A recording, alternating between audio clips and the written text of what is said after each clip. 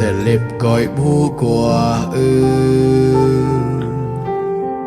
si ngã rồi nêm lọ bu ô dơ chùm cà sông có các bác làm này tí nô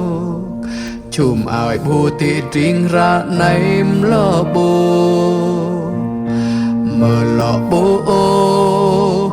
câu tuy tua nan nào grab rồi thao lọ bê lấy bồ má xì liếp cầu mờ màu xì liếp xì thao lọ dâu mờ màu chùm áo xì thao lọ cơ bát từ tục luân lấy bố lọt lắng cơ trề mơ mơ chùm áo xì thầu lọ chưn hông tê lấy bố mắm nâng câu bà viết dơ cơ câu ra này đám ngàn này màu chắc ô bà viết dơ lấy bố nhu mạ xì líp coi bu lấy bố nhu mạ cả sông cầu các bác lấy bố nhu mạ chùm áo có bà viết cơ yơ lấy bố mắm nâng câu bà viết cơ yơ lẽ còn ngành câu kranh câu mang cơ tiêu có tì là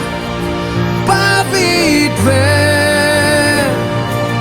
chùm áo câu silica chùm selip một công rộp lên chùm cal sông một công rộp mình ta chút nào hiểu lên chuyến cam này xi ngắm lo bộ sơ ra này lấy bộ nhớ mà bà viết giá các câu ra này đam hi tuần nành ô xì liếp cầu xì án mong ngành phùng mà thâu clay phiền phùng nào yêu trẻ hoặc phùng khó gỡ đi tây nắp sang tia serang pikan malti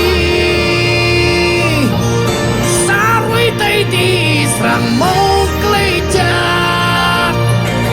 phùng ngạ bay ngạ nait ngạ chat đi tây nắp sang tia serang cứ đi nhu lâm var pui irai klang mengati va